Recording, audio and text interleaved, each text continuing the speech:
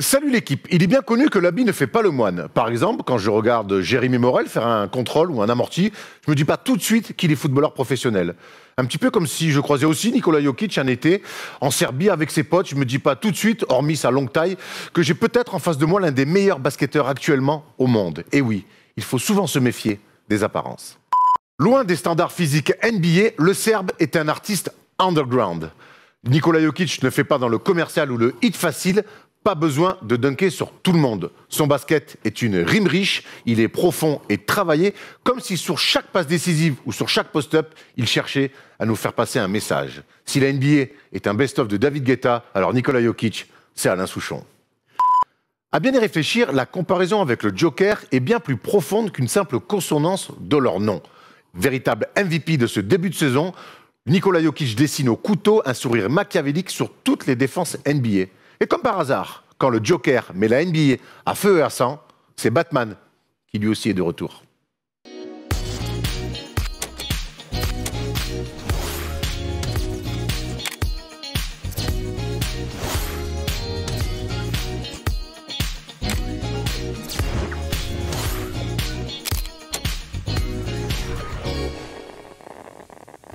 Salut l'équipe, on est jeudi et le jeudi c'est le first des shows, vous en avez l'habitude. Avec moi cette semaine, Thomas et Arthur dans le canapé. Comment ça va les amis? Ça va super, écoute, ravi avec cette petite musique entraînante, elle me régale toujours. Ça va super. Bonne année futur. Ah ouais, bonne année. Bonne Oui, année. c'est la première fois qu'on te voit en 2021. Yes. Bah, Et on commence l'année en mettant des embrouilles à Squeezie alors sur Twitter.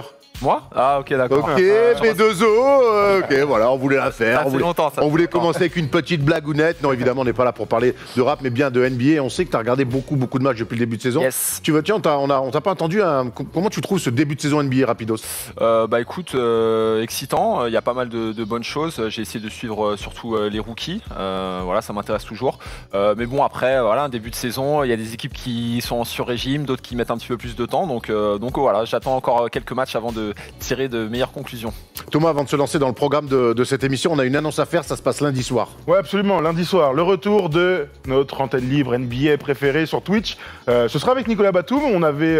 Nico nous avait promis de venir après un petit mois de compétition. Et bien, ce sera donc le 11 janvier. Puis, ça tombe bien, puisqu'en ce moment, Nico est plutôt bon, j'ai envie de te dire. Tu avais mis un petit tweet, toi, Arthur, pour dire que tu avais envie de le voir un peu plus agressif. Un peu plus agressif, bah, je sais pas, depuis que j'ai mis le tweet, je crois qu'il m'a écouté. Comme de par hasard. Donc voilà, bah écoute, il est beaucoup plus dans les intervalles, il regarde beaucoup plus le panier, un petit peu plus d'adresse, ça aide aussi. Mais voilà, en tout cas, il régale et moi, ça me fait vraiment plaisir de le voir à ce niveau-là et avec ces stats-là dans une équipe qui performe. Bah écoute, ce sera lundi du coup, et puis vous pourrez nous appeler comme toujours, débattre avec nous d'un maximum de sujets. On parlera de la reprise NBA au global, on aura le temps de voir d'autres sujets. On va pas parler que des Clippers, ça, Non, évidemment. absolument. Mais Discuter un peu avec Nico. Évidemment. Tu vois, j'ai envie de savoir Kawhi, le masque, Paul George, reparler de la défaite.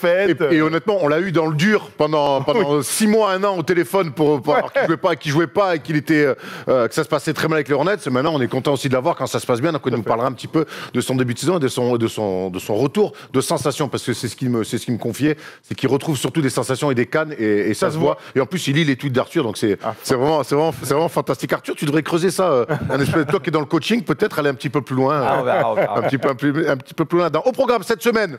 Une émission fantastique, une émission exceptionnelle, puisque évidemment dans le débat du jour, on va parler de la meilleure équipe du monde, la plus belle franchise de la Terre. C'est évidemment les Knicks qui réalisent un excellent début de saison. Les Knicks vont-ils être champions NBA? Évidemment que non. C'est volontaire d'avoir titré comme ça, mais en tout cas, ces Knicks sont plutôt surprenants et de manière agréable, Thomas. Tout à fait, absolument. Donc pour ceux qui se posent la question, pourquoi ce titre? On voulait surtout se marier. Voilà, exactement. Je sens déjà les commentaires. Oui, on les connaît, les énervés derrière comme ça, leur écran, mais non, vous inquiétez pas, c'est évidemment une blague, mais il y a pas mal de choses positives à dire sur les Knicks, et on va pas se priver, on fera un focus aussi sur 2 perfs énormes, 60 pour Bill, 62 pour Steph Curry. Forcément, il faut en parler quand tu mets 60 points, peu importe le championnat ou le match de basket, faut s'arrêter un petit peu dessus pour nous expliquer ce qui s'est passé. Il y aura le quiz, évidemment, comme d'habitude, on commence avec les news. Ready, B? Ready. Vas-y. C'est parti pour les news.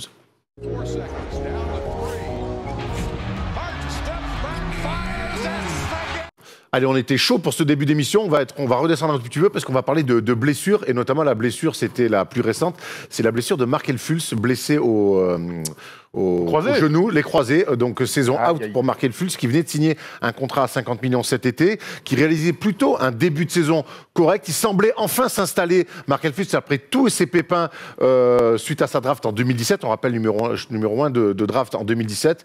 Et là, patatras, c'est les croisés, c'est Arthur, c'est des images et des histoires. C'est pas celle qu'on préfère. Bah, comme tu dis, c'est pas ce qu'on préfère, ça fait mal au cœur.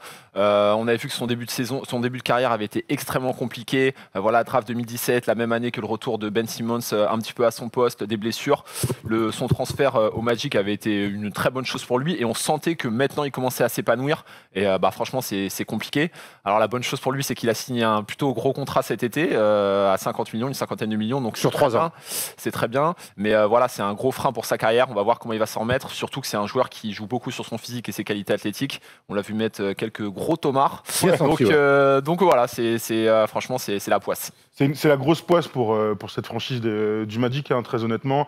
Lorsque vous pensez qu'ils ont signé cet été, donc on l'a dit, Markel Fultz et Jonathan Isaac, qui lui aussi donc, ne jouera pas cette saison-là, avec un gros contrat pour le poste 3-4, avec un potentiel monstre. Tu peux te poser des questions sur la stratégie d'Orlando, mais la première chose évidemment qu'on a en tête, c'est la tristesse de voir son genou complètement explosé, et on voit cette douleur. Derrière, il a mis aussi un post sur Instagram pour dire merci à tous de me soutenir. Évidemment, les joueurs sont toujours très touchés lorsqu'ils voient cet élan d'amour après une blessure.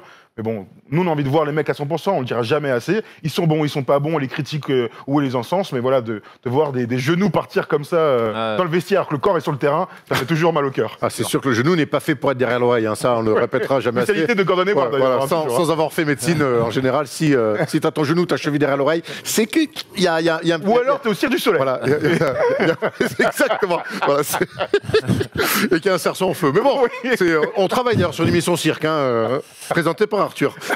Autre blessure moins grave, mais on est quand même inquiet, c'est la blessure du Français Killian Hayes qui s'est déchiré le labral de la hanche. Une blessure un petit peu compliquée. Alors au début, c'était pas grave, puis finalement Shams a mis ce tweet-là que vous voyez pour dire que c'était certainement plus grave que prévu. On ne connaît pas encore la durée de son indisponibilité. Il n'empêche que cette blessure, en plus, je ne sais pas si vous avez vu les images, elle est frustrante parce qu'il est sous pression de Jrue Holiday, qui est un fantastique défenseur, il gagne un ballon, on sent qu'il est frustré, et sur le repli, il tombe, il trébuche et il se blesse là-dessus. C'est un début de carrière pour l'instant pour Killian Hayes vraiment compliqué. Absolument, on va pas jouer au jeu des comparaisons avec Théo Malédon. On a vu sur les réseaux ces derniers jours que tout le monde parlait de ça. On est encore une fois frustré par la blessure, mais c'est vrai que ce début de carrière, eh bien, il se fait dans le dur. On voit ses stats là, il est choisi très haut, donc en 7e position. Détroit a confiance en lui, le met dans le 5 majeur. Est-ce que c'était la bonne chose à faire finalement après 2 semaines? On peut se poser la question, parce que effectivement, jouer contre les titulaires, c'est beaucoup plus difficile que jouer contre des remplaçants. On n'invente rien en disant ça, mais pour laisser grandir. Ça dépend si tu jouais Malakoff ou pas. Oui. Quand Yanis Periak sortait du banc, c'était chiant. Bon bref, petite parenthèse. Oui, parce qu'Erwan rentrait. Mais voilà, on est très frustrés. C'est vrai que la blessure, elle est un peu risible parce que t'as pas l'impression que c'est grave. Et finalement, le tweet de Shams, il nous met tous dans le dur parce qu'on parle de potentiellement plusieurs semaines d'indisponibilité. Donc c'est très triste. Ouais, c'est surtout très dur pour lui. Comme tu disais, il fait un début de saison et début de carrière, donc du coup qui est très compliqué. Il se tape tous les titulaires sur le temps de jeu qu'il a.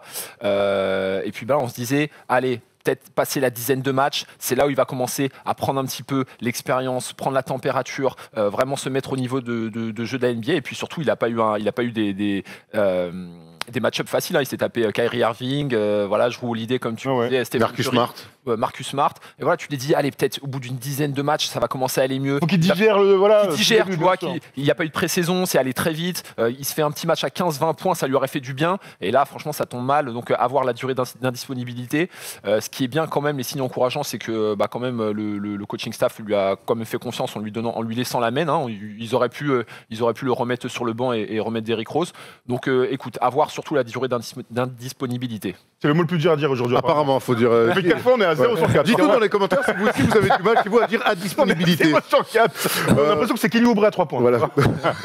Du coup, on espère quand même revoir Killian rapidement sur les parquets, puisqu'on sait que c'est dur pour lui, mais voilà, on apprend en jouant. Et le pire truc pour un rookie comme ça, c'est de se blesser très tôt dans la saison. Courage, Killian. KD, lui, aussi est absent en ce moment. Alors, il n'est pas blessé, il est malade. Donc, quarantaine pour le coronavirus. Russe. Il va rater 4 matchs avec les Nets. Des Nets qui ont quand même réussi à faire quelques belles performances, eux qui restaient sur une petite série de défaites vilaines. Absolument. Alors l'info, c'est donc qu'il va manquer 4 matchs. Rien de grave a priori pour Kevin Durant, mais bon, ça nous permet de dire que Steve Nash directement a fait des choix importants après quelques défaites, tu viens de le dire. Il a décidé de passer d'un 5 majeur qui était composé de Kyrie Irving, DeAndre Jordan sur le poste de pivot, donc Kevin Durant forcément, Timothé Luwawu-Cabarrot et Joe Harris pour débuter les matchs, à un 5 complètement différent. Il n'y a que Kyrie qui restait, il y a Jarrett Allen qui arrivait dans le 5, il y avait Jeff Green, il y avait Bruce Brown Jr. qui a fait un super début de match, et il m'en manque un, et Taurean Prince. Et donc, et cette équipe gagne de 30 points fait un énorme match contre le Jazz. Donc il y a l'absence de KD, il y a le coaching de Steve Nash avec une équipe qu'on a vue très forte sur les 2 premiers matchs, puis qui a eu un peu de mal à suivre. Voilà, en tout cas, c'est une saison qui démarre avec beaucoup d'interrogations et de choses à dire. Et le niveau de jeu de Utah qui n'était pas très... Ça fait 2 matchs, on en parlera tout à l'heure. C'est pas le meilleur back-to-back du Jazz, c'est clair.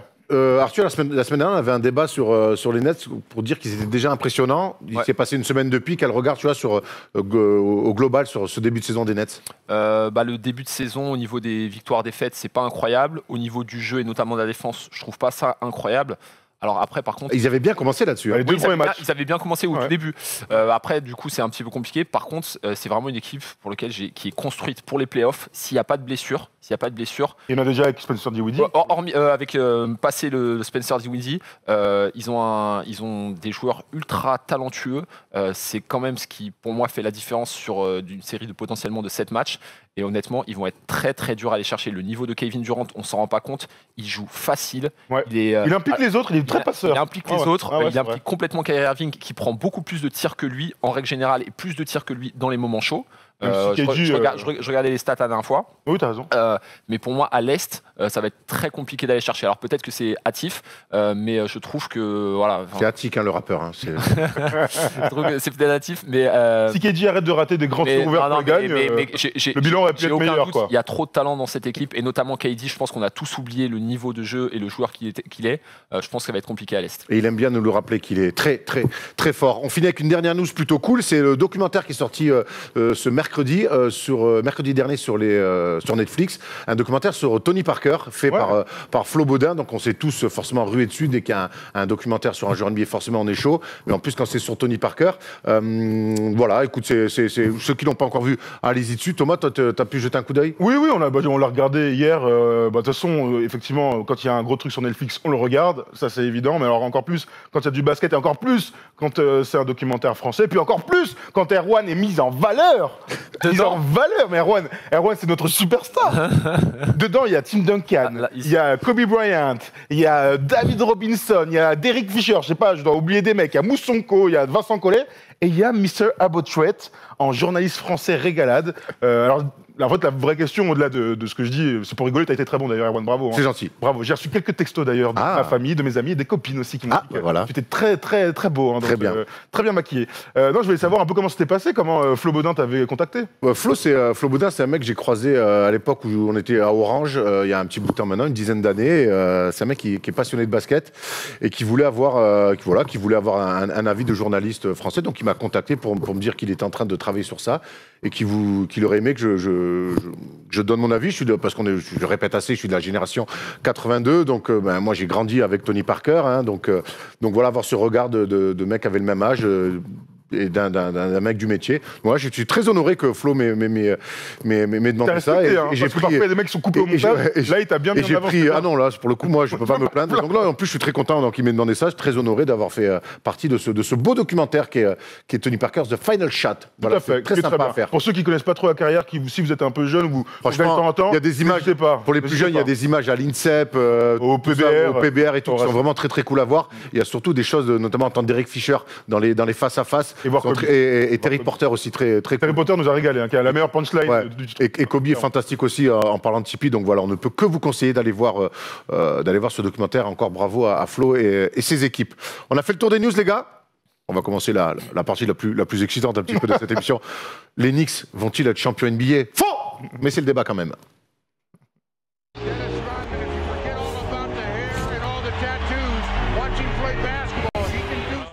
Cinquième de la conférence Est, 5 victoires, 3 défaites seulement. La méthode Thibodeau, messieurs, est en train déjà, en 8 matchs, de faire effet. Et quand on voit dans quel état les Knicks étaient ces dernières saisons, on a l'impression, alors on a plein de choses à dire, Julius Randle sur un niveau All-Star, R.J. Barrett très rassurant pour sa saison de sophomore, Austin Rivers fantastique, mais on va commencer d'abord sur le général, ce bilan de 5 victoires, cette attaque sur laquelle on va revenir aussi 23e seulement, mais cette défense 7e, et puis surtout, la stat la plus importante au basket, c'est les victoires. On voit ce début de saison très réussi côté Knicks. Et évidemment qu'il faut commencer avec coach Tibbs, puisque le problème des Knicks depuis des années, c'est cette fameuse direction, cette stratégie sur le moyen terme, c'est les hommes en place qui doivent prendre des décisions pour que, en conséquence, il y ait du jeu, donc du jeu intéressant, des jeunes joueurs qui peuvent progresser, ou des stars qui arrivent, puisque c'était la grande chimère ces dernières saisons pour les Knicks. C'est normal de commencer avec lui parce que tu as l'impression, en très peu de temps, qu'ils ont trouvé un capitaine. Et ça, c'est quand même combien de fois on l'a dit entre nous. On se dit, mais en fait, les Knicks, ils peuvent espérer Kevin Durant, mais ils l'auront jamais s'il n'y a pas une stature un peu importante dans les bureaux. Là, pour le coup, sur le terrain aussi, puisqu'il est entraîneur. Et tu as cette sensation que dès son arrivée, la franchise a retrouvé un peu de sérénité. Et ça se retrouve justement dans le jeu. Typiquement hier contre le Jazz, ils sont menés de 15, ils reviennent dans le match, ils gagnent. Ça montre, c'est les signaux d'une équipe qui vit bien ensemble et qui a l'air plutôt sereine. Arthur. Oui, alors c'est pas mal pour le moment. Voilà, après moi j'ai regardé pas mal de matchs de New York depuis le début de saison. Donc effectivement ça joue vite. On sent la patte Thibodeau qui est claire, la défense, etc. Donc je trouve que c'est très plaisant et surtout pour les fans des Knicks qui sont en souffrance depuis très très longtemps. Après par contre je peux pas m'empêcher de penser que ça va très vite atteindre ses limites. Je trouve que ça manque clairement de talent pur dans l'équipe.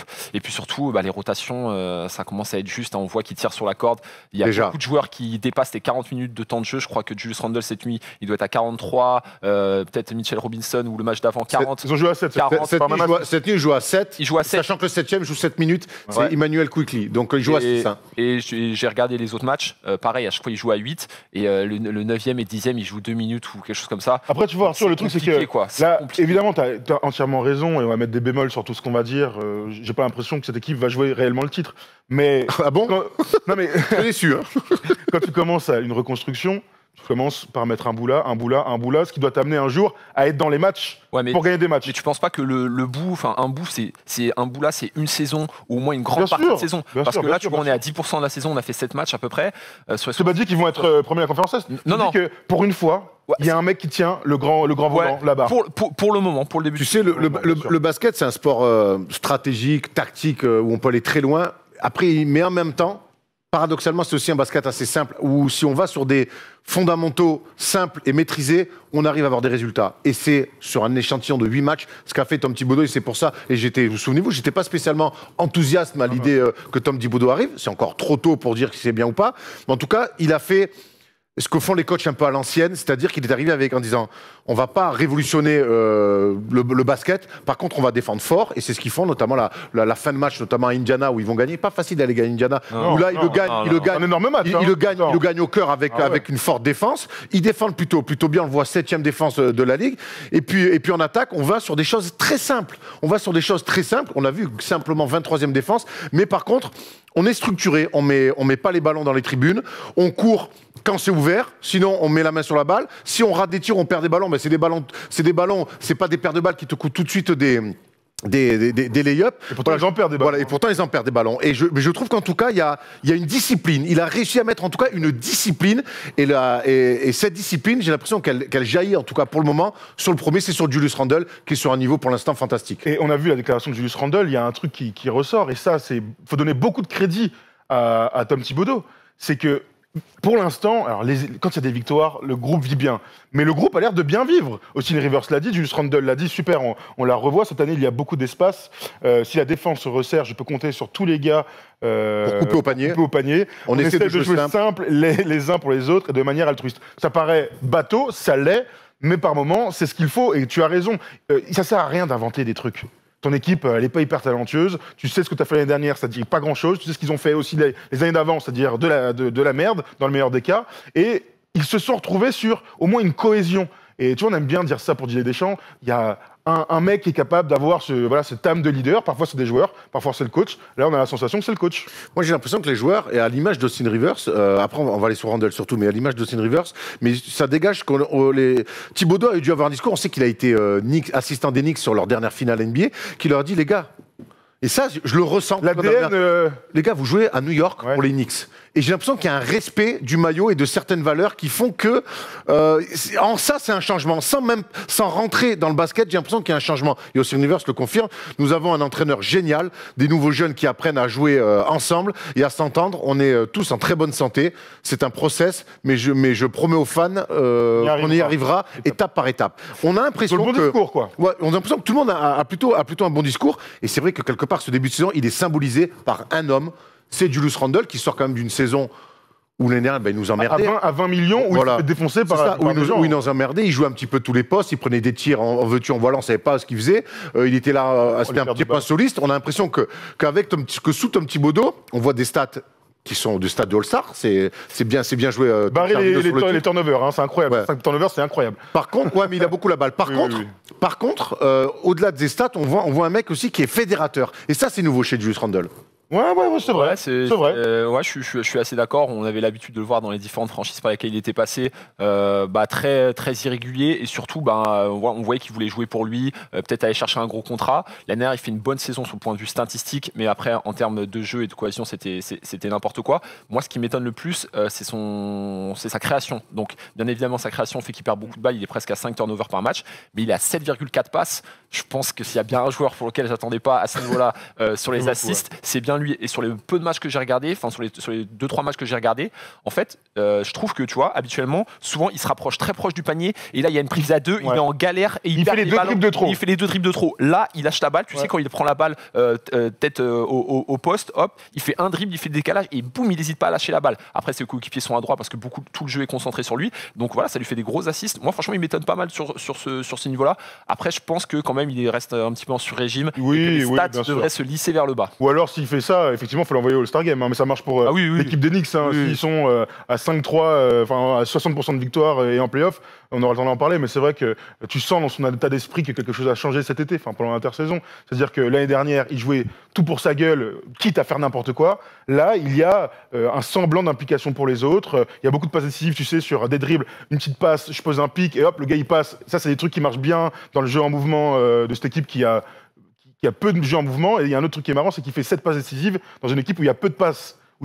Décisives. Donc, ils sont 21e à la passe en NBA, et pourtant, ils ont un mec à l'intérieur qui est à 7 passes. Et ils ont un meneur qui est plutôt passeur, Elfrid Payton. Donc voilà, c'est les petits paradoxes de cette équipe-là. Après, tu viens de dire les deux seuls qui font des passes derrière. Absolument. Ouais, donc, oui, c'est pas faux, t'as raison. Mais en tout cas, il est sûrement sur régime, mais je le trouve aussi très adroit. Tu vois, sur des post-ups, il fait des trucs, des step back. Enfin, il fait kiffer. Alors, il est dans la forme de sa vie, c'est sûr. Il est très, très adroit. Il est sur une réussite assez exceptionnelle. J'avais posé la question, mais Arthur t'y a répondu. Je pense qu'il est en surperformance. Pourquoi, toi? Oui. Moi, je pense que il est quand même, il a intégré le fait qu'aujourd'hui, c'est plus un rookie ou un jeune joueur. Et je trouve que dans son leadership, il est très bon. Et je reviens sur ce que dit Arthur, dans le choix de tir par rapport à ce qu'il a fait la saison dernière au Knicks, c'est le jour et la nuit. L'année dernière, il tournait à 27% à 3 points, là, il est à 40%. Attention, c'est que 8 matchs, régime. Certes, mais il n'empêche que dans la sélection de tirs, je trouve qu'il refuse des tirs à 3 points par moment pour aller un peu plus loin dans les attaques. Je trouve qu'il se rapproche beaucoup plus du panier là où il est très fort. Parce qu'honnêtement, Julius Randle, c'est un bœuf. Moi, j'ai eu la chance de le croiser quand il était à l'époque aux Lakers dans les couloirs. Mon gars, c'est un Stremon. Il a des bras de mutant. Et on l'a vu hier, notamment face à Rudy Gobert, quand il va le jouer et quand il détend son bras pour aller déposer proche du cercle. Sans oublier qu'il soit gaucher. C'est ça. En plus, il est gaucher. Donc, moi, je trouve qu'il se rapproche beaucoup plus du cercle. Il est beaucoup plus incisif. Il va beaucoup plus au lancer, donc il joue beaucoup plus sur ses forces parce que c'est un vrai talent. On l'a presque oublié. C'est un vrai talent et je trouve qu'il s'est, mais ça c'est aussi l'effet Thibodeau, recentré sur ses qualités plutôt que se perdre. On connaît tous ces joueurs talentueux qui se perdent par moments sur le tir externe, apprendre. On en voit en ce moment sur ce début de saison. Ben lui là-dessus, je trouve qu'il a progressé dans son choix de tir et là-dessus il se fait énormément de bien lui, il fait énormément du bien aussi à l'équipe. Absolument. Non, moi je trouve que c'est super. Après voilà, faut tempérer. Je rajoute encore un bémol. Mais le match contre Milwaukee où ils tapent Milwaukee de 20 points, je crois qu'ils sont à 65% à 3 points. Ils sont il est à 4 sur 4, je sais plus qui est à 4 sur 5. Voilà. Quand tu es dans une spirale aussi négative que ça, faut prendre. Il faut prendre. C'est un début de saison. C'est super pour les fans. Quelque part, construire quelque chose, moi, ce côté latent où on se dit, on attend une superstar, on attend un numéro 1 de draft, merde. C'est bien de mettre un petit peu des choses. On va en reparler à la fin. J'aimerais aussi qu'on parle, on va aller sur RJ Barrett tout à l'heure, mais qu'on parle sur le poste de meneur. C'est assez intéressant parce que je trouve que ce poste de meneur a été quand même stabilisé autour d'Elfrid Payton, qui a été raillé à juste titre parce que l'année dernière il est catastrophique. Les 2 premiers matchs de cette saison il est catastrophique, mais les stats sont là. Quand Elfrid Payton est bon, très bon même, même bon, parce que les Knicks gagnent. Et alors on voit les stats, 18 points évidemment, c'est énorme pour lui, mais j'ai l'impression que dans la mise en place assez simple des schémas offensifs, mais dans la mise en place, Elfrid Payton, pareil, sécurise, stabilise dans la discipline. On n'est pas chez le Heat avec un style de jeu où il y a des coupes dans le dos, des backpicks, mais par contre, on souligne la discipline de l'attaque des Knicks et c'est lui qui est la tête pensante de cette discipline. Elfrid Payton, il a des qualités et des défauts. Il n'y a aucun doute, c'est pas un joueur de top niveau. Mais Elfrid Payton est un vrai meneur de jeu. Au début de sa carrière, il était souvent comparé à Rajon Rondo, pas d'adresse extérieure. Mais par contre, bon défenseur, bon physique, qui voit le jeu avant les autres. Et hier soir, dans le match contre le Jazz, c'est lui qui porte l'équipe dans la première mi-temps, avec beaucoup de drive, beaucoup d'agressivité et une vraie efficacité. Donc oui, Elfrid Payton à ce niveau de jeu-là, c'est une surprise. Et tu as raison, c'est une surprise, mais grâce à cette surprise, tu stabilises un poste qui est primordial dans le basket, c'est le poste de meneur de jeu, puisque lui, avec ses qualités, il arrive à trouver les gars, il arrive à faire jouer les autres. Et donc, s'il arrive à avoir le bon équilibre entre les autres et son agressivité, c'est tout bénef. Maintenant, ça reste une surprise. On parle de mecs qui sont sur régime. Elfrid Payton, j'ai du mal à croire qu'il fasse une saison à 16 points et 7 passes, tu vois. Moi s'il fait 12 et 6, je signe tout de suite. C'est 12, 13 et 6. Moi, je le vois un petit peu plus haut. Je le vois plus à 15 points. Bon, bien sûr. Ouais, je le vois à 15 points dans cet effectif-là. Je pense qu'il peut le faire et bien se stabiliser à la main et à ce poste-là. Parce que c'est vrai que la franchise de New York, franchement, sur les 15 dernières années, est-ce que tu as eu un meneur installé? Non. Ils ont vu passer du monde et c'est un énorme. Ils ont du monde derrière. Dennis Smith Jr. est toujours là. Franck. Voilà. Ils en manquent un. Franck est blessé. Franck est blessé au genou. Mais il en manquait. J'allais en parler. C'est que donc Elfrid Payton est bon. Il a fait gagner quelques matchs, mais celui qui a fait gagner un match aussi, notamment à Atlanta, et qui fait beaucoup parler, c'est Immanuel Quickley, qui est une très bonne surprise, l'ancien de Kentucky. Il me semble. Pareil, c'est très bien d'avoir ce meneur un peu type meneur classique avec Elfrid Payton et d'avoir un petit peu plus un pétard ambulant avec Immanuel Quickley qui a pris que 7 minutes face au Jazz. Hein. Alors, je sais pas à qui vous fait penser. Moi, il me fait penser un peu à Jamal Crawford. Ne serait-ce que physiquement. Et puis, tu sais, un petit peu dans le jeu, la création. Alors, il a aussi pas mal d'adresses. Et puis, écoute, à suivre, je crois qu'il a été drafté au premier tour alors qu'il n'était pas attendu aussi haut. Et franchement, il est pas mal. Donc, j'ai pas suffisamment de recul, mais ça peut être pas mal. Il est intéressant. Il est solaire. Tu vois ce que je veux dire? Parce que quand il est sur le terrain, il diffuse du kiff. Tu vois, il est dans le positif, il est dans les consignes. J'ai l'impression qu'en plus Thibaudot hier lui file que 7 minutes alors qu'il était plutôt sur une bonne période. Payton était très fort. 7 minutes il lui donne. C'est quand même. Ou alors il lui doit doser. C'est très fort en deuxième mi-temps. Moi chaque fois qu'on m'a fait jouer que 7 minutes, c'est que je devais de l'argent à l'entraîneur. Hein. Mais en tout cas voilà, il y a aussi au-delà de Randle qui fait une super saison et d'Elfrid Payton, il y a aussi des petits jeunes qui arrivent. C'est aussi important pour faire une saison qui va être assez longue. On le dit même si elle est que de 72 matchs. On va parler d'RJ Barrett qui est censé être la future star, le futur patron de ces Knicks-là. Il fait une bonne saison. Vraiment, moi je trouve que c'est une bonne saison. Par contre, j'ai pas l'impression que ce soit la première et qu'il partage à la limite la deuxième option avec Elfrid Payton. Il est jamais avec Julius Randle. Il est jamais, je trouve, au début des actions. C'est pas lui l'instigateur sur les débuts de système. Par contre, il est très bon sur les fixations attrapées jouées. Il progresse. On voit que son tir, ça part un peu mieux. L'adresse est encore un petit peu suspecte. Oui, il y a 21%, elle est plus que suspecte, mais je trouve que son tir est en train de changer.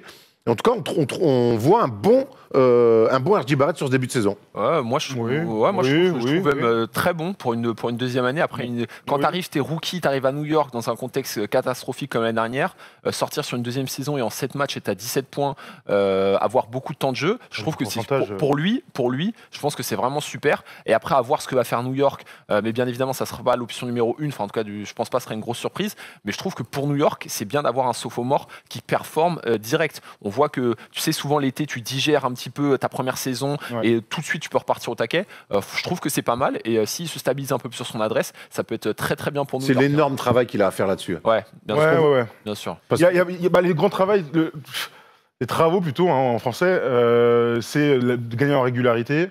Mais c'est d'avoir une mécanique de shoot fiable. Parce que dans son jeu, à partir du moment où il met externe, tu sens la dimension rapide. Ce qui me plaît, tu vois, moi quand je regarde les stats, j'ai vu des matchs où c'était vraiment en dents de scie. Mais bon, c'est beaucoup mieux que l'année dernière. L'année dernière, il a pris une saison, c'était beaucoup trop dur. C'était beaucoup trop dur, tu vois, typiquement, quand on parle d'un mec qui aura peut-être fait une année en plus, bon, il est drafté très haut, mais une année en plus en NCAA pour continuer à se développer, on est en plein dans ce profil-là. Bon, il aura fait sa post-formation en NBA. Par contre, c'est vrai que les flashs qu'on a vus de lui contre Atlanta et contre Indiana, où il est à 25 et 26 points, là, tu dis, putain, oui, c'est ça qu'on voyait avec le Canada contre Team USA, avec les jeunes. Mais c'est ça qu'on a décelé à un moment donné. Oui et non, parce que quand il est jeune avec le Canada, c'est le go-to-guy, il a la balle, il casse des gueules. Là, contre Indiana, quand il est fort aussi, il n'est pas là en mode je monte la balle, je prends des pics, je joue moi. Oui, certes, mais il est plutôt, je te dis, dans les corners, dans la 45, il joue très bien sans ballon. Et là, il attrape, il met dedans. Ça change tout. Où il joue, il va sur la ligne dans la percussion. Là, il est fort. Mais et c'est ça que je trouve ça intéressant de pas le cramer tout de suite, à lui dire tiens, vas-y, prends les ballons. Il peut pas faire. Il peut pas le faire. Et d'ailleurs, on a vu. Ouais, mais voilà. Il avait la balle en main. Moi, je pense que donc il y arrivera à terme. Mais en tout cas, je trouve que dans ce rôle-là, c'est pour ça que je trouve qu'il est presque troisième option, tu vois, quelque part. Option, avec des éclairs où quand il est chaud, on n'hésite pas à lui filer la balle, mais je trouve qu'aujourd'hui. Et ça lui va plutôt bien. Ça lui va plutôt bien. L'année dernière, tous les yeux étaient rivés sur lui et c'était trop. Et là, aujourd'hui, j'ai l'impression que finalement, les papas, Randle et Elfrid Payton, alors finalement, lui enlèvent un petit peu de pression et il peut finalement mûrir à son rythme. Et je trouve ça très intéressant. Il y a un mec. Ne pas cramer un mec, c'est quand même toujours bien. Surtout quand ils ont 20 ans, 21 ans. Il y a un mec qui fait kiffer de fou. Et vous savez que j'étais pas son plus grand fan, mais j'ai vraiment appris à l'apprécier. Et pas depuis qu'il est au Knicks, mais depuis qu'il a fait des playoffs où il a fini un match avec le nez derrière l'oreille, là aussi encore. C'est Austin Rivers qui vraiment arrive comme un vrai vétéran dans cette équipe-là, amène, on l'a vu face au Jazz, un espèce de clutch attitude, mais ça c'est du bonus, et qui amène vraiment de l'expérience et puis une culture de la gagne, mine de rien, Austin Rivers. Ouais, il y a un peu de ça. Mais tu vois, quand on parle des Knicks, et là on est en train de faire un peu l'état des lieux de joueur par joueur, bon, on fera pas tous les joueurs, mais en fait, ce qui va différencier un début de saison où tu vois des bonnes choses, mais tu perds, t'es à 5-3 et t'es en play-off et tout le monde dit « Putain, c'est bien les Knicks », c'est parce que tu vas avoir ces moments, j'ai envie de te dire, de grâce, qui vont te faire gagner certains matchs. Et Austin Rivers, contre Indiana et hier contre le Jazz, où très honnêtement, il est extraordinaire. Il met 4-3 points, un lay-up, une filoche sur Rudy. Attends, il met 4-3 points. Extraordinaire. Il met 4-3 points, il met pas 4-3 points, fixation à il met des step back dans la gueule. Le premier qui met sur Rudy, mais comment, je sais même pas comment il est pas contré. Rudy, il défend bien, il est sur lui là.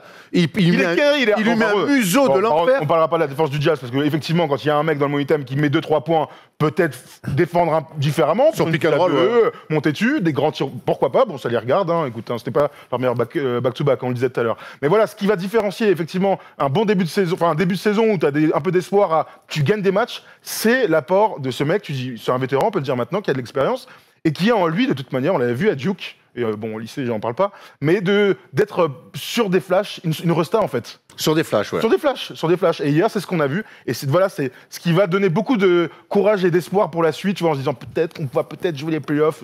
J'espère qu'ils disent pas ça. Mais en tout cas, c'est grâce à ce type de joueur-là. On rappelle qu'Austin Rivers était assez demandé cet été et que lui, il a fait le choix. Il a voulu clairement aller jouer aux Knicks. On rappelle que son père, Doc Rivers, a joué aux Knicks à l'époque des Knicks 90 face à Jordan. Donc, il a fait ce choix aussi d'aller aux Knicks pour dire je veux faire partie de cette reconstruction des Knicks. Donc, dans tout ce qu'on vient de dire aussi sur la nouvelle philosophie un petit peu de ces joueurs des Knicks, Austin Rivers l'incarne parfaitement. Absolument. Il y a un mec dont on n'a pas parlé parce qu'il joue pas beaucoup, c'est Obi Toppin aussi. On n'en parlera pas. Donc non, mais qui est blessé pour l'instant. Mais voilà, c'est aussi des choses. Je vais mettre Obi Toppin dans le 5 à la base du Randle, à la base. C'est vrai. Tu t'es ravisé. Oui, mais parce que je restais sur la saison de Julius Randle où je le voyais pas. Et je sais. Et d'ailleurs, dites-nous dans les commentaires si vous imaginiez Julius Randle être capable d'être aussi leader et pas que dans les stats, dans l'attitude avec les Knicks. Moi, je voyais un soliste, un mec qui signait des petits contrats pour prendre de l'oseille et qui était là pour le passage. on aime bien dire que le coach il peut tout changer. Bah voilà, un coach qui a tout changé. Ah bah, clairement. Ah, je suis assez d'accord. Quand tu drafts Obi Toppin en 8 ou 9, tu te dis, bon, bah voilà, tu vas l'associer avec Mitchell Robinson en Après, starter. le problème, c'est qu'ils ont le même âge. Hein. Ouais, non, presque, parce qu'il a 22 ou 23, Toppin. Mais et en fait, dès le premier match, il met Randle dans le 5. Toppin rentre, fait un plutôt bon match. Et en fait, dès le premier match aussi, il y a Julius Randle, je crois qu'il fait 7 rebonds, 7 passes, et qui, voilà, après, ça a été installé. Et puis, de toute manière, puisque Obi Toppin a été blessé, il n'y a pas vraiment eu le choix. Mais ouais, non, je suis assez d'accord. Thomas, tu voulais nous parler de l'attaque des Knicks. Oui, en fait, je voulais parler un peu de leur style de jeu. On a dit, hein, c'est une très forte défense, ils sont 7e.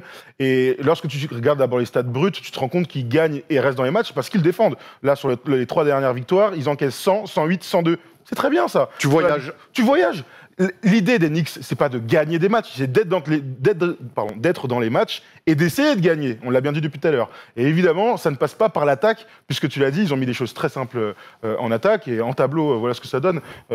Côté Knicks, Knickerbockers, donc ils sont 28e attaque brut. Ils sont à 10 paniers à 3 points inscrits. C'est donc la 28e attaque là aussi pour nos amis des Knicks. Et ils ont donc le 27e pace. Et à mettre en corrélation avec le fait qu'ils perdent beaucoup de ballons, normalement, ça ne doit pas te permettre de gagner des matchs. Mais c'est là où cette équipe elle est plutôt surprenante, c'est qu'ils sont dans les matchs, ils perdent des ballons, ils jouent lentement, ce qui évite normalement de perdre des ballons, c'est un peu bizarre. Et pourtant, ils arrivent clairement à être sur des fins de match, avec Austin Rivers notamment, victorieux. Une attaque mal rodée, en fait, je suis pas d'accord avec ce titre, parce que je trouve que justement, ils jouent sur des choses simples, c'est-à-dire pick and roll central, Elfrid Payton, Julius Randle en priorité. Et là-dessus, déjà, ça te permet d'avoir des choses assez simples avec des mecs planqués dans les corners ou à 45 qui jouent bien sans ballon. Déjà, juste sur ce système-là, déjà, c'est compliqué de perdre beaucoup de ballons. Et quand tu perds des ballons, boum, tu as le temps de replier. Oui, d'accord, peut-être. Mais quand on dit mal rodé, c'est que c'est une équipe de merde. C'est une équipe de merde en attaque pour l'instant. Quand t'es 27e, on peut pas dire que c'est une équipe qui mais justement, de toute façon, Thibodeau, il allait pas arriver à dire on va défendre, on va super bien attaquer. Donc en attaque, il a mis des choses simples qui sont respectées. On en revient à cette discipline. Et quand tu fais des trucs simples, avec en plus un mec comme Randle qui marche un peu sur l'eau, t'es ton duo Randle-Payton, Elfrid Payton qui marche sur l'eau, avec des choses simples et des mecs un petit peu bien inspirés sur le moment, ça marche. Et puis on espère surtout qu'il va y avoir une évolution offensive au fur et à mesure de la saison. Enfin, on le souhaite, parce que c'est vrai que tu vas... Clairement, c'est comme ça que ça se passe. Tu mets en place les choses les plus simples, la défense, l'énergie, l'état d'esprit, et puis après, tu travailles l'attaque, surtout quand une intersaison est tronquée comme ça. Et en essayant de ne pas te perdre à trop tomber dans un jeu d'attaque par la suite. Tout à fait. Avec Thibodeau, j'ai... Peu de crainte. Avec Thibodeau, je crains pas. On va voir le calendrier des Knicks, puisque mine de rien, ils sont 5e de la conférence Est. Ils sont à 5 victoires pour 3 défaites. On va voir un petit peu ce qui les attend. Ils vont aller à OKC. Ils reçoivent OKC, c'est jouable. Denver, qui est pas bien, mais ça reste quand même une grosse team à prendre. Charlotte, c'est clairement des matchs à la bas où ils doivent prendre. Le derby de New York, celui-là, il va être bonnard, je pense. Ouais. À Cleveland, qu'ils ont déjà battu. Et ensuite à Boston. Voilà, il y a un petit peu à boire et à manger dans ce calendrier. Il y a des matchs à prendre, il y a des matchs qu'ils ne devraient pas prendre, mais bon, ils sont plutôt surprenants. Voilà, quand tu bats les Bucks et les Pacers, tu peux espérer battre tous les autres. Hein. A priori. Donc c'est intéressant, écoute, on verra. Il y a un joueur dont on n'a pas parlé, c'est Reggie Bullock aussi qui plutôt voilà, Mitchell Robinson non plus, mais bon. Mitchell Robinson qui amène beaucoup de choses au rebond offensif aussi. Et qui est bon dans son duel avec Rudy Gobert hier soir. Moi, il y a un truc qui m'a plutôt marqué, c'est dans les interviews, enfin, les entretiens, la conf de presse et tout ça. Je sens Tom Thibodeau, et c'est pour ça que j'insiste sur le fait que ce soit le capitaine, il est serein, il n'est pas en train de dire... Bon, évidemment, il ne va pas dire on va aller en play-off, mais parfois tu peux sentir un discours un peu changeant. Non, il reste dans sa ligne de conduite, on met les choses en place, j'ai confiance en mes gars, ça va bien se passer, pas d'enflammade, on connaît la presse à New York, et c'est quelque chose qui est primordial dans la saison des Knicks, parce que je le répète, non, je vais le dire pour la première fois, les Knicks n'ont aucun intérêt à gagner des matchs. Ils n'ont aucun intérêt. C'était la question pour conclure ce... C'était la question pour conclure ce débat, mais avant ça, je voulais revenir sur Tom Thibodeau. Attention, on l'a dit en début de débat, mais il faut insister dessus, jouer à 6 sur 72 matchs, c'est le meilleur moyen d'exploser en vol. Et ils ont des blessés, on peut imaginer que... Et il le sait mieux que personne. Il a fait exploser les Bulls à un moment donné comme ça. Il a fait exploser les... Alors les Bulls, ils avaient explosé au bout de 5 saisons. Les Timberwolves, ils avaient fait exploser au bout de 2 saisons. Voilà, on sait que jouer à 6, on voit les temps de jeu quand même là, il tire quand même pas mal sur la pointe des mecs, même s'il y a certains blessés. On peut imaginer que Dennis Smith Jr. Il n'empêche, on est très content, moi le premier, de voir les Knicks gagner des matchs et être bien placés dans la conférence Est. Il n'empêche cette question importante, on sait que la prochaine draft risque d'être bon, de très haut niveau, Ouais. qu'il y aura une free agency plutôt cool aussi la saison prochaine. Est-ce que les Knicks ont intérêt à gagner des matchs, beaucoup de matchs cette saison? Ils n'ont aucun intérêt à gagner beaucoup de matchs. Bah, Ils ont intérêt à Ou aller en installer- playoff? Allez, est-ce que les Knicks ont intérêt à aller en playoff? aucun intérêt d'aller en playoff. Les Knicks ont intérêt d'installer un semblant de culture, semblant d'ADN, donc essayer de gagner des matchs. Ça peut t'amener en playoff. Ils ont intérêt à essayer de mettre en place un ADN, mais ils n'ont aucun intérêt d'être en playoff, puisque cet effectif-là ne te donnera jamais rien. Ou alors Kevin Knox devient Kevin Durant, mais bon, a priori, c'est peu probable. Donc cet effectif n'est pas assez costaud pour espérer. Même, enfin, tu vois, si demain je suis une resta qui peut signer un contrat max, c'est pas là-bas que je vais. Aujourd'hui, il y a d'autres projets qui peuvent être plus intéressants, même si les Knicks, bon bref. Donc ils ont tout intérêt à se retrouver avec un haut choix de draft, parce qu'on le rappelle, mais la draft 2021 s'annonce vraiment très intéressante, et le numéro 1 draft annoncé, c'est Kate Cunningham, donc un meneur de jeu qui a tout du mec fantastique. J'ai rien contre Elfrid Payton, mais si demain tu récupères une future star à la draft, eh ben, ton avenir, il peut s'annoncer radieux. Donc, Moi, je suis pas tout à fait d'accord. Je dis pas qu'ils ont intérêt à déjà aller en playoff. À mon avis, dans tous les cas, ça sera trop compliqué. S'ils sont à un peu plus de 20 victoires, je pense que ça sera bien. S'ils se rapprochent, allez, fin avril, ils sont pas trop éloignés de la course au play-in, ça peut être bien. Mais tu vois, je sais pas si c'est dans leur intérêt de compter forcément sur la draft, sur ça. S'ils arrivent à installer une bonne culture basket, s'ils arrivent à structurer un petit peu cette franchise, parce que c'est quand même le gros défaut avec Smith, voilà, avec toutes les instances à New York, c'est surtout ça le problème. Si on arrive à redonner un petit peu plus de fraîcheur dans cette structure-là, ça peut peut-être faire qu'ils vont faire une bonne free agency. Et moi, je pense que dans la NBA maintenant, si tu commences à trop compter chaque année sur la draft, c'est un petit peu compliqué. Ils ont du cash, c'est une des équipes qui a le plus de cash. Franchement, faites une bonne saison et essayez d'attirer un ou deux bons joueurs pour continuer à progresser. Moi, je pense que je les vois plus passer par la free agency que par la draft pour pouvoir progresser les autres années, et ça passe par la structure de club. Et bon, Thibodeau pour l'instant c'est pas mal, donc ça veut dire dans ta théorie, ça veut dire que tu crois au fait que Julius Randle est ce joueur-là. Ça veut dire que tu crois que le potentiel d'R.J. Barrett, c'est d'être All-Star un jour. Ça veut dire que tu crois que dans cet effectif, il y a assez de ressources à terme pour être une équipe qui vise le haut de la conférence. Non, alors non, c'est pas ce que je dis. Ce que je dis, c'est pas ce que je dis. C'est vraiment un malin, toi. Parce que vraiment. Moi, sur une théorie, je pose des questions. Après, si t'as pas les réponses, donc tu peux être un avocat d'O.J. Simpson sans problème. Hein. Il serait sorti d'ailleurs. Il est sorti, merde. Moi, je devrais faire quitter. Ah ben non, il a quitté le cas.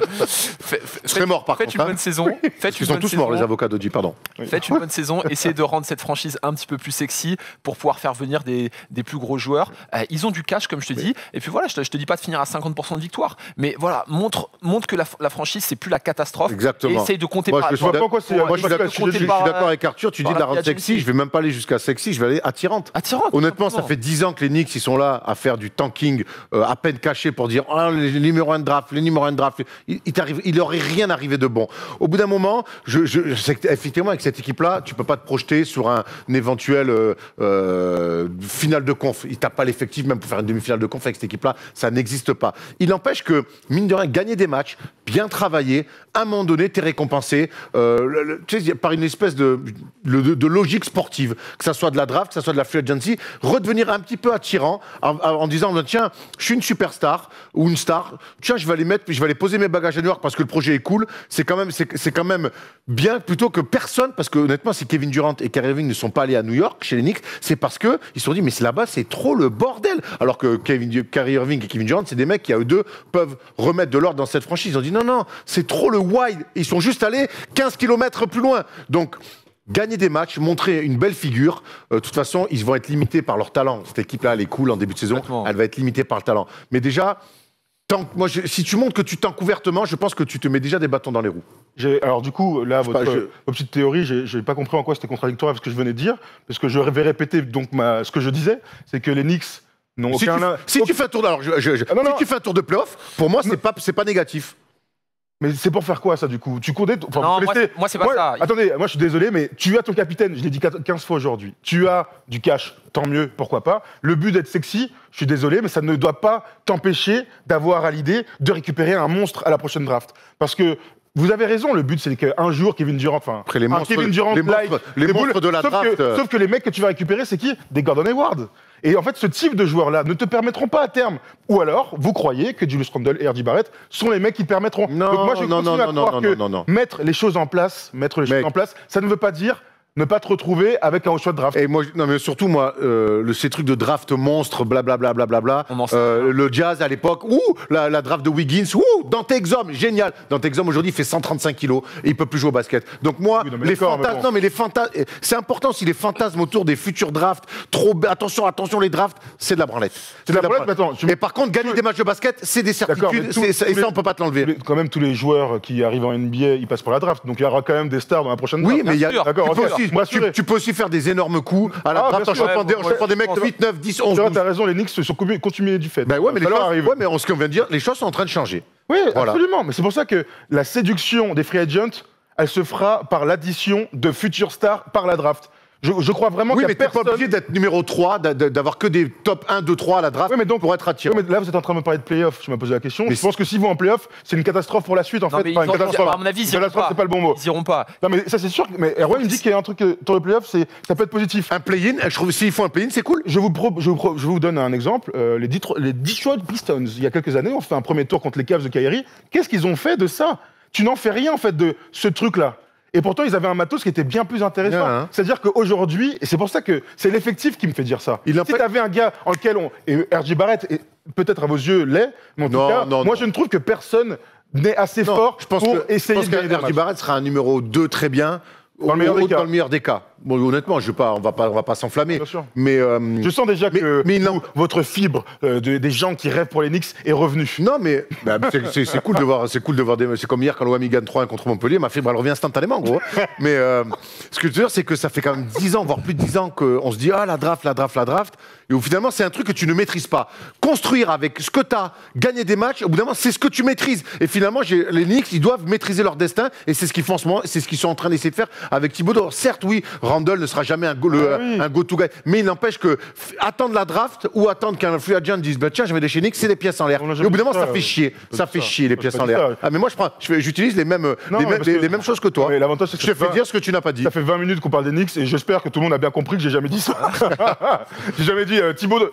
C'est quoi en fait, t'as raison, allons au bout du truc, virons Thibodeau et essayons d'être le plus nul possible parce que pour l'instant l'équipe est trop forte. Bref, en tout cas, on suivra évidemment la suite des Knicks, de toute façon, moi surtout. Mais dites-nous ce que vous pensez de ce début de saison des Knicks et surtout ce que vous pensez de la suite. Est-ce que les Knicks ont intérêt à gagner beaucoup de matchs, voire accrocher un play-in ou un play-off cette saison? C'est toujours intéressant de parler de ces équipes un petit peu qui ont le cul entre deux chaises.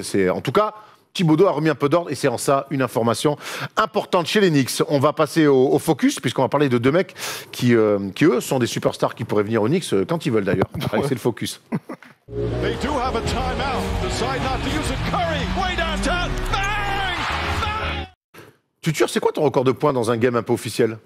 Un peu officiel ou officiel? Un peu officiel, ça veut dire que je compte les championnats de France UNSS. C'est officiel, ça, non? Tu connais pas ton truc? En N2, ça doit être 19 et en N3, ça doit être 26, 27, un truc comme ça. Pas mal. Pas mal. Je devais être là d'ailleurs quand t'as mis 26 ou 27 en N3. Peut-être, ouais. T'étais président? Ah non, pas du tout. Non, on a joué ensemble. Quand il a mis 26, moi j'étais coéquipier et maintenant je suis président de. C'est vrai. Bravo, t'as de la Toi, c'est quoi? Moi c'est 38, mais c'était il y a bien longtemps, c'était en Minime France. Oh, en Minime France. T'as dit que tout comptait. T'as dit UNSS. Attends, le gars il va me sortir un truc où il jouait contre des mecs qui faisaient l'aise basket. Il va grave nous sortir ça. Il va grave nous sortir ça. Moi N2, alors. Moi, Mont-de-Marsan. Non, moi N2 j'ai mis c'est 27 et N3 c'est 33. Et alors, ton record? Parce que t'as dit que tu comptais mon UNSS. record c'est 45. Erwan, en fait, c'est Pelé. Il compte tout. Non, après, j'ai mis 45 sur une finale interacadémique où j'avais froissé des mecs. À l'époque, je jouais à Brest. Bon, ça compte vraiment. Ça compte pas. Mais bon, je m'étais fait kiffer à l'époque. Donc, bref, on est bien loin de nos amis Bradley Beal et Steph Curry. C'est éventuellement là où on voulait aller hein, parce qu'on s'en fout de nos scores perso. Bradley Beal, 60 points, c'est le plus récent. Énorme match face à Philly. 57 en 3 quarts temps. 3 points seulement sur le 4e quart-temps avec des lancers francs ratés. Bradley Beal, on va le voir, est un joueur fantastique, un scoreur exceptionnel, mais chaque fois qu'il marque, qu'il met des cartons, il perd. On va voir ça en tableau, si on peut enchaîner les gars en régie, voilà, vous êtes les meilleurs. On le voit, 60 hier soir, perdu, 54 contre Milwaukee, perdu, 53 contre Chicago, perdu, 47 contre Milwaukee, perdu, 46 deux fois, perdu à chaque fois, même contre New York. Ça s'explique par le fait que toutes ces ultra-performances sont dues au fait que l'année dernière, il était tout seul dans l'équipe, qu'il était à plus de 30 points, donc pas All-Star. John Wall, On voit qu'il y a 2020, il y a quand même... c'est que des C'est performances... 2021 hier soir. Hein. Ouais, c'est que des performances depuis l'année dernière où il a explosé les compteurs. Et c'est pour ça que, comme son équipe est naze, eh bien, il perd. Hier soir, c'est pas du tout ça. Hein. Hier soir, Philadelphie fait un énorme match. Ils ont 20 points d'avance. Il 25. les tient, 25 même. Il les tient à bout de bras. Mais il est à 57 à la fin du troisième quart-temps. Donc, Il finit à Tu 60. peux penser à 70 parce que 13 points dans un quart-temps. il te regarde dans un cœur. Moi, je suis lui à 57, je pense plus que 70. Non, Devin Booker déjà, étape par étape. Regarde-le lui. Le gourmand, le gourmand. Il reste 12 minutes. Ouais, bref. Non, écoute, super perf. Après, comme tu dis, forcément, l'année dernière, il met la plupart de ses games à 45 ou plus. C'est dans l'équipe où il est tout seul, c'est un petit peu catastrophique. Voilà. Par contre, hier, la gestion de fin de match très compliquée. Et puis, je dirais pas que c'est une limite parce que, voilà, quand tu vois son jeu, il est quand même hyper complet offensivement. C'est un joueur fantastique, de toute manière. Hein, ouais, honnêtement. ça reste un joueur fantastique, mais il devrait quand même avoir ce socle-là de dire bon, ça marche pas, j'ai pas d'adresse en dernier carton, allez, je vais aller chercher des lancers francs sur l'agressivité au panier, etc. Et c'est ce qu'il a pas réussi à faire hier. Donc voilà, c'est dommage. Mais bon, voilà. C'est une grande perf ou non mais... Ça reste une grosse perf. Non, c'est une grosse perf. C'est une grosse perf. Qu'est-ce qu'on pense de ces perfs-là quand tu perds? Il y a deux trucs. J'ai roté. Oula, Oh la vache. C'est parce que c'est très important ce que je vais dire. On est au McDonald's. J'ai pas fait que ça, j'avais un truc à moi, j'ai été bloqué par mon abdomen.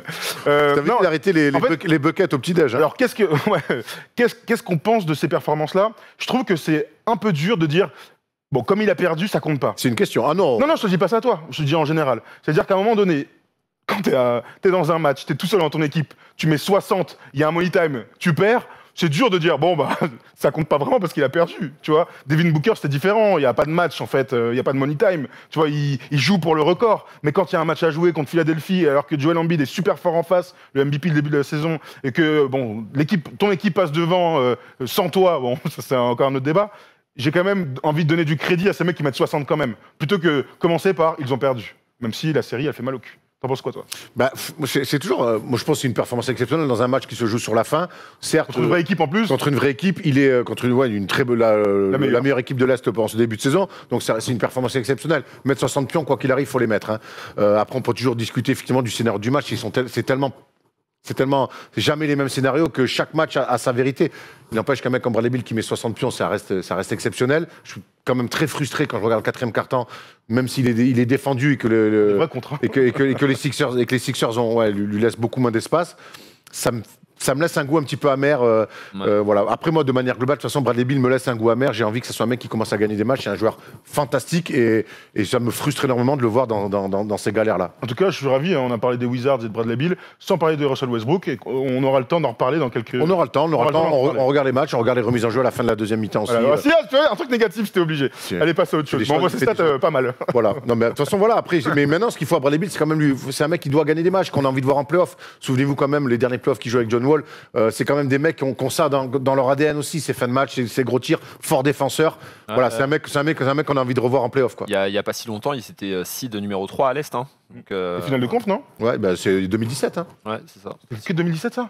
Je crois, ouais. Non, je pense que 2016. On va regarder. Quand ils font demi-finale de conf, ils perdent en match 7 contre... ouais, non, mais oui.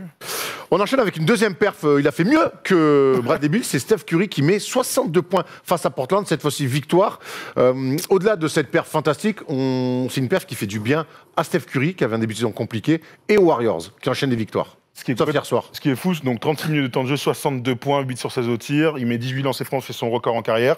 Il bat aussi son record en carrière. On va parler vite fait de ses meilleurs matchs en carrière. C'était encore les 54 points au Garden d'un autre temps, d'un autre Steph Curry qui n'était pas encore MVP. Oui, c'est une performance qui fait du bien. Parce que tu as cette sensation que lui aussi, il fallait qu'il redigère un peu ses nouveaux coéquipiers. Lui aussi, il fallait que... Il faut les digérer, hein. Ouais, putain. Bref. Je pensais à Clippers, au match des Clippers hier, Kelly Oubre, c'est une brave cata. Mais regardons vite fait les stats, les deux premiers matchs où il a semblé ne pas être assez leader, pas assez incisif ou pas assez en canne. Bon, derrière, il a répondu. Le match d'après, il fait 38-8 en 3 quarts temps. Il est magnifique. Bon, hier soir, il fait un petit match bien défendu, pas de Bev, mais voilà, on retrouve en tout cas un Steph Curry qu'on veut voir à ce niveau-là, de toute manière, du niveau des MVP. Moi, je suis assez d'accord. On veut qu'il se rapproche du niveau de MVP qu'il avait sur 2015 et 2016. Alors après, on sait que ça ne sera pas possible d'aller chercher le MVP par rapport au bilan collectif. Voilà, je pense que pour les fans des Warriors et pour lui, le plus important, c'est que voilà, il fasse une bonne saison, qu'ils intègrent tout le monde dans l'équipe, que lui se fasse plaisir et qu'il puisse repartir très fort dès l'année prochaine avec le retour des blessures et une possible bonne free agency. Voilà. Avec ses 62 points quand même, on a retrouvé le Steph Curry des grands soirs, des tirs incroyables, le panier notamment des 62 points. À la fin, là. 60, quand il va le chercher. Quand il va le chercher, quand il va le attraper, shooter avec un défenseur sur la tranche, c'est quand même assez énorme. Il y a quasiment que lui capable de faire ça. Et la célébration derrière. D'ailleurs, tu as mis un tweet et Evan Fournier t'a répondu, ça m'a fait beaucoup rire, en disant que ça foutait la haine quand t'étais un adversaire, quand tu voyais un mec célébrer comme ça, alors que le match était fini. Mais le match est clairement fini. Mais il est comme ça, c'est un kiffeur, quoi. C'est un kiffeur. Et ça fait plaisir. Et puis à chaque fois, c'est bien défendu. Hein. Franchement, à chaque fois, il est hyper bien défendu parce que le défenseur. Ces tirs un peu comme ça. Un peu plus dans le dos à moitié. Là, mais là, ça régale parce que ça, c'est vraiment les célébrations. Tu marques à 87e. But en or. Très aigu en finale de l'Euro, tu célèbres comme ça, quoi. Mais on est juste content. Alors, hier, ça fait casser la gueule. C'était un petit Steph Curry, mais bon, c'est pas grave. Il aura des hauts et des bas. De toute façon, les équipes adverses, elles sont pas folles. Elles vont. Les prises à deux. Si le Jazz avait fait ça sur le style Rivers, il aurait pas mis. Elles vont le cibler. Enfin, c'était pas très prévisible.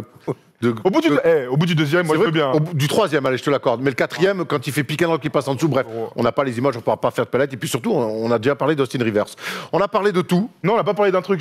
Bon, allez, vas-y. Je t'en prie. Non, mais parce qu'en fait, l'idée de voir notre ami Steph Curry à ce niveau-là, ça nous a rappelé quand même ses plus grands matchs et on se fait un petit kiff. Oui, mais juste en tableau, on va parler vite fait des 3 plus grands matchs de Steph Curry. On les a choisis. C'est pas forcément les 3 matchs où il a marqué le plus de points. Évidemment, le match donc au Garden, les 54 points, où Stephen Curry est devenu Stephen Curry. On pourrait l'appeler comme ça, avec un vent mémorable. Je sais plus à qui c'était, peut-être Raymond Green déjà.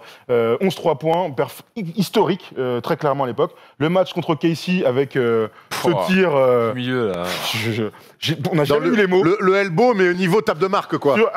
Après, un tir raté de Westbrook, tu remontes la balle, tu tires. Je sais pas pourquoi il tire de si loin, on n'expliquera jamais. Je pense que il est dans un soir de. Il est sur une autre planète. Et c'est un match d'un niveau fantastique. Kevin Durant, je pense d'ailleurs que des derniers matchs, des dernières saisons, c'est le match que j'ai le plus revu. Parce qu'il y a une atmosphère, il y a une vraie animosité, rivalité entre les deux équipes. C'est un match d'exception. D'ailleurs, c'est que des matchs de saison régulière, c'est important à préciser. Donc 12 sur 16 à 3 points, c'était le record égalé, celui de Kobe et de Daniel Marshall à l'époque. Le match où il met donc il bat ce fameux record de 12-3 points, 13 sur 17 battu depuis par Thompson avec 14. C'était contre les Pelicans, 46 points. Et donc le match d'hier soir face à Portland, fin de cette semaine, 62 points à 8 sur 16 au tir, 8-3 points. Bon, moins bien que d'habitude. Voilà. Mais donc voilà, Steph Curry est un joueur fantastique. Il n'y a pas mon match en UNSS, je suis un peu déçu. J'ai une question, qui est-ce qui récemment a mis 13-3 points l'année dernière? Zach Lavine, contre Charlotte. Contre Charlotte, avec une fin de match incroyable. Il a mis 13-3 points. Nico nous en avait parlé, il était sur le banc, il racontait, il a dit mais c'est pas possible. En première loge. Tu vas avoir un bon seum.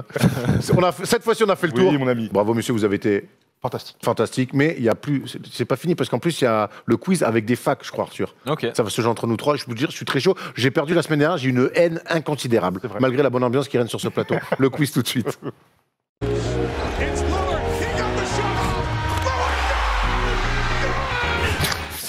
Allez, c'est l'heure du quiz. J'espère que vous êtes chaud. Alors attends. Donc il y a une semaine, je te demande de travailler une phrase et tu déboules avec. J'espère que vous êtes chaud. Ouais, on n'est pas au Club Med, gros. Eh ben, j'ai regardé un Il bosse plus sur le Club Med, je te le dis. Patrick Chirac. Allez, envoie ton quiz. Oh putain. Allez, c'est parti. J'espère que vous serez meilleur que mon intro. Allez, on commence avec un petit Kelfac vu qu'Arthur et que tu es très bon là-dedans. Apparemment. Je te mets une petite pression. 10 joueurs, 10 points à prendre. Oh la vache. Allez, c'est parti. On commence avec Dion Waiters. Syracuse, putain. Il a eu. Je crois que c'est Thomas. En même temps. Allez, je te donne en même temps. Allez, c'est Thomas parce qu'il est moins bon. Non, allez, un partout. Trey Burke. Michigan. Oui, il est de Ohio State. J'y suis pas. 2-1. Myers Leonard.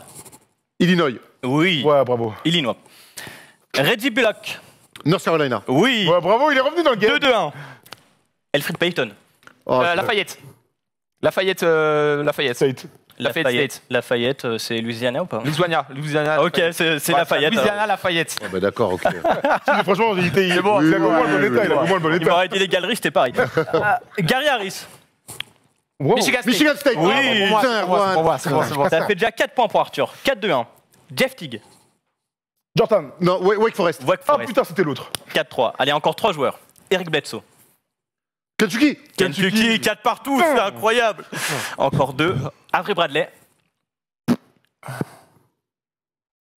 Saint Joseph. C'est un état. Nevada. Texas. Et le dernier, Willie Collingstein. Kentucky. Kentucky. Ouais, il a eu 5-5, je crois. Avec... 5 partout. Bravo. Bravo. J'ai gagné du coup. Mais comment on peut y avoir 5-5 avec Parce Arthur qu'on a eu qui en avait 2 points. Ah ouais, au début, ils ont partagé les points. C'est bon. Ah oui, d'accord. Si. Bon, on enchaîne avec le G déjà. Ok, vous avez le droit qu'il y ait une réponse. On se presse pas. Une phrase après l'autre. J'ai déjà inscrit 43 points contre les Cavs. J'ai déjà été All-NBA Team. Oh putain. J'ai déjà été élu meilleur joueur du mois en conférence Est. J'ai déjà été sélectionné plusieurs fois au All-Star Game. Pour l'NBA. J'ai déjà délivré 18 passes dans un match. J'ai déjà été médaillé d'or avec ma sélection. Médaille d'or de quoi? Bah attends, laisse-le. C'est dur. Et j'ai déjà passé plus de 8 saisons dans une franchise. Des Griffin. C'est perdu. Mais non, à l'Est, À l'Est. Il aurait pu avec. 18 passes à Oui, il aurait pu. Ah oui. 18 pas, ça fait beaucoup. C'est beaucoup, mais- Et j'ai déjà été drafté en 2006. En 2006, 2006. un meneur de jeu en 2006. Il reste 3 phrases. Et j'ai déjà été champion NBA. En 2006 J'ai déjà fait ma fac à Villanova. Serrajano. Ah non, McLaurin. Kyle Lowry, eh oui. Et j'ai déjà été le meneur de Kawhi, c'était la dernière. Ouf, putain, c'était. Tu sais, depuis tout à l'heure, je c'était pense à Rajon, mais en Qu'est-ce qu'il a fait, trouvé? il est pas C'est qui la Kyle Lowry, olympique. du Hein. C'est toi qui l'as eu. Ouais. Ah ouais Erwan, ouais. Tu bégayes fort, hein. Ouais, Ouais, mais bon, c'est le qui part. Ah ouais, ok, d'accord. KKK, Laurie. Allez, on termine avec le qui suis-je. Allez, Pour vas-y. l'instant, c'est Erwan qui mène, mais bon, vous Ouais. savez bien comment ça marche. Je suis né le 24 septembre 1980 à Oakland, California. Grand steak que je suis, je m'oriente naturellement vers le basket. Je ferai ma fac à Kansas, de 99 à 2002. Mes stats, lors de ma dernière saison, j'ai inscrit 19,8 points, 11,4 rebonds. Nicolisson. Oui. Et Bon, éliminé. Non, il a pas dit. Ouais, je l'ai pas dit, mais attention quand même. Et 1,4 J'aurais dit la même chose en vrai. Stats sérieuses, comme diraient les experts. Je suis meilleur rebondeur du pays et même meilleur joueur selon NABC. Oh, je crois que je l'ai. Putain, je l'ai. Vas-y, dis. Hein. Non, je rigole, dis pas. Alors, si tu le dis, t'as vraiment perdu. C'est un peu tôt. Je crois que c'est un peu tôt. Avec moi, Kansas se qualifie pour son premier Final Four depuis 93, mais perd contre Maryland. Drogouden. Drogodin. J'avais trop peur de dire Drogouden. Peut-être champagne, Erwan. Bravo, drafté en 2000. J'avais tellement Drogouden, putain. Mais depuis tout à l'heure, En je plus, peux pas je le dire comme une tarte. j'ai trop eu peur de dire putain Drogouden. Putain. Eh oui, drafté en 2002 par les Grizzlies. Bravo, génial. Magic, Cavaliers. C'est vrai, Bravo, avec, Thomas. Kirk Heinrich. Erwan, pour l'instant, je suis à 100% des C'est vrai, quiz. bravo. Bravo, Eh oui. ta race. Et le premier de l'année. Elle s'est perdue. Les fins d'émission cette année, c'est beau flamme. Ah, j'ai la- Tire mon doigt. vas-y. Bravo, super quiz. Merci, c'est Ouais, toi. bravo. Hein. Merci à Théo, merci à Théo, Ah, bravo, Théo. et Polo en régie. Tu tures toujours un plaisir de te retrouver. Bravo. Oh, tu reviens vite. Oh non, il y a un mec, c'est un énorme bâtard. C'est toi, ça. Et on voulait, et on- et on- et on- Il a vibré comme on voulait saluer, dans les commentaires, donner beaucoup de force parce que vous voyez peut-être que dans les nouvelles images, dans les nouveaux tableaux, dans le nouvel habillage, il y a des choses un peu nouvelles parce qu'il y a Jérémy qui nous a rejoint. Bravo, Jérémy. Donc donnez beaucoup de force à Jérémy dans les commentaires car rejoint l'équipe First Team et ça va forcément encore améliorer la qualité de notre Et travail. merci à José à la guitare. Hein. Tu vois, quand tu veux, tu peux être marrant. Allez, salut, merci à tous. On se retrouve la semaine prochaine. Ciao, ciao.